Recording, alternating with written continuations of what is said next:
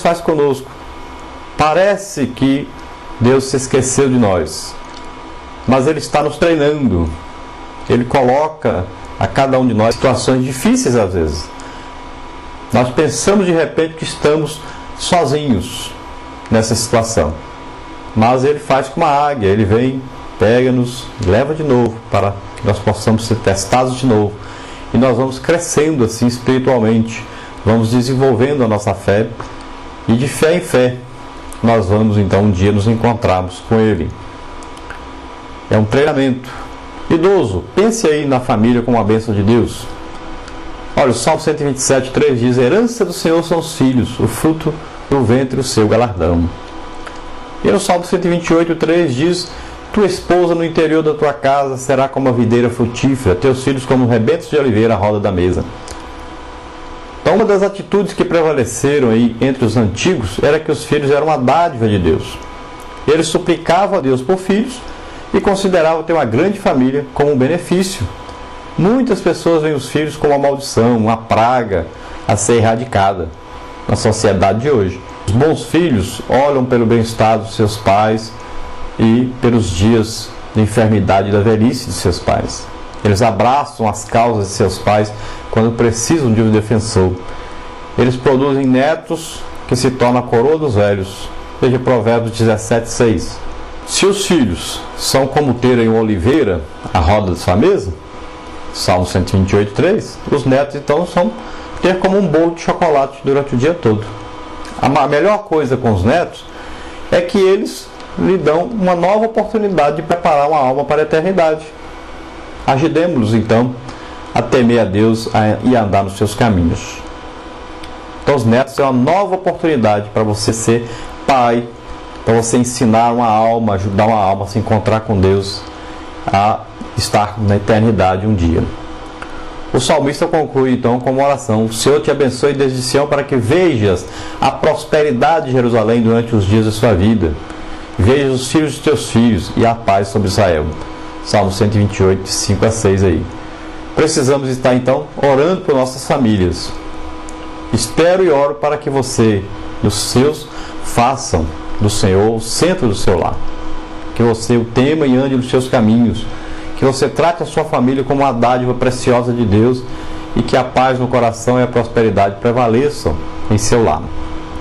Olha, Paulo ensina alguma coisa para Tito sobre os mais velhos, sobre as mulheres idosas. E ele fala no capítulo 2 da carta a Tito, aí, ele diz: tu, porém, fala o que convém a sã doutrina. Exorta os velhos a que sejam temperantes, sérios, sóbrios, sãos na fé, no amor e na constância. Então os mais velhos devem se tornar o exemplo para os mais novos. Deve ter um bom testemunho e deve também transmitir sabedoria aos mais jovens. Além do que é necessário que repreendam os mais jovens quando for necessário.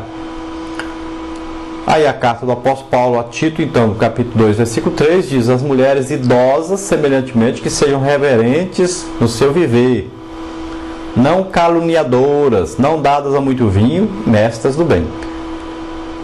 Reverentes aí no seu viver. Então, viver santo, irrepreensível.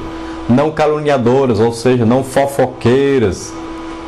Não caluniando as pessoas, inventando as coisas sobre as pessoas. Não dadas a muito vinho, quer dizer ali, não beber muito suco de uva para não se embebedarem. Né?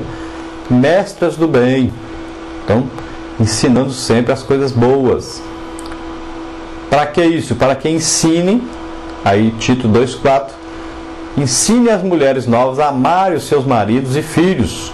Olha aí, as mulheres mais idosas, ao invés de ensinar as mulheres a fazer coisa errada, a ficar brigando com o marido,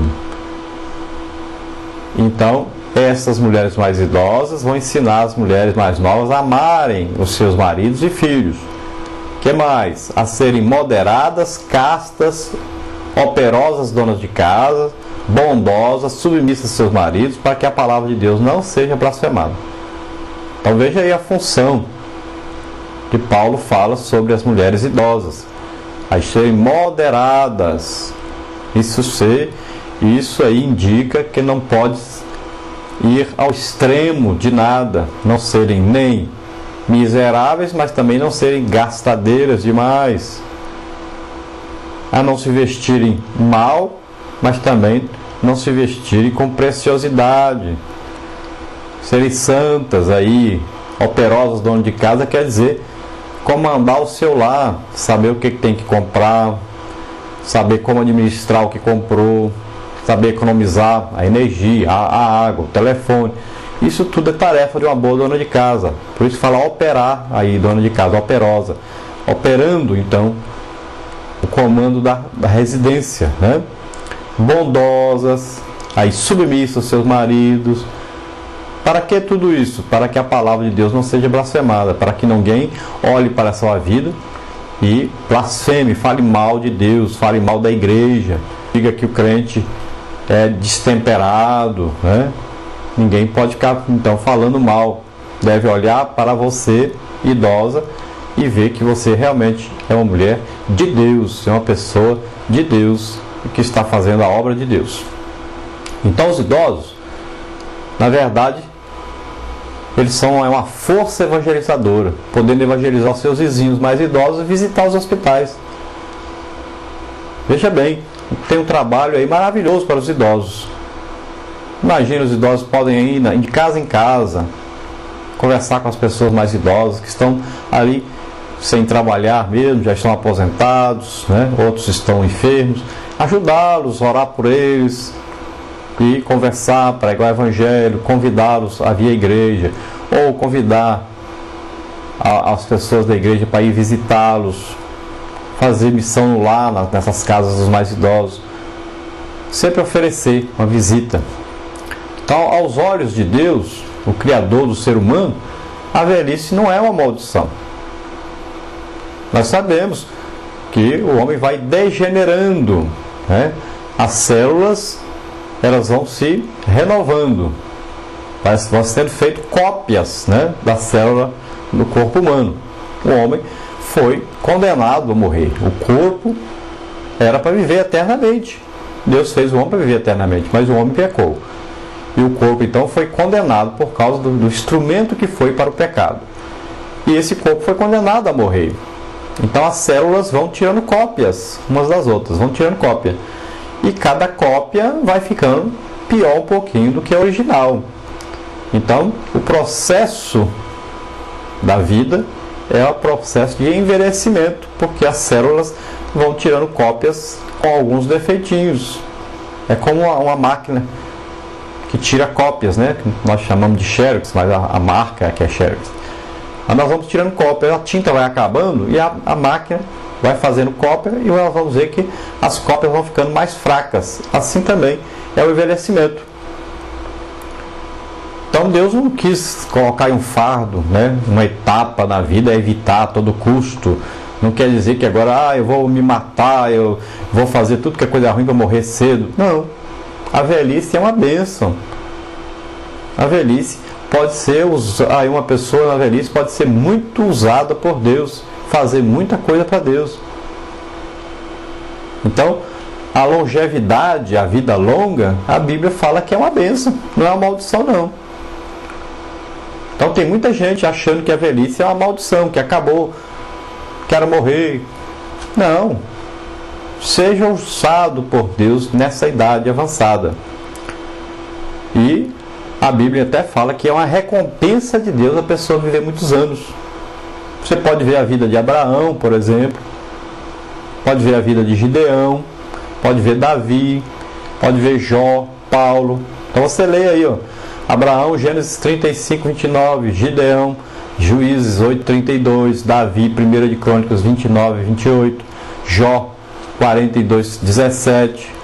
Veja a vida de Paulo aí falando da sua idade, da sua vida próspera, né? No final de sua vida, em Filemão 9, e etc. A Bíblia fala de várias pessoas que viveram muitos anos e foram bênção de Deus na sua velhice. Olha, a terceira idade não deve ser vista aí como fim de uma existência, né? Mas como o quê? O início de uma nova etapa na vida do ser humano. Olha, Jó 12:12 diz: a velhice é um tempo de sabedoria, com os idosos está a sabedoria, na abundância de dias o entendimento. Então a sabedoria vem aí pelos dias vividos. Gênesis 15:15 diz: a velhice pode ser um período de paz. Diz lá, olha, e tu irás a teus pais em paz, em boa velhice serás sepultado. Veja Juízes 8:32. É possível ter uma boa velhice, sim.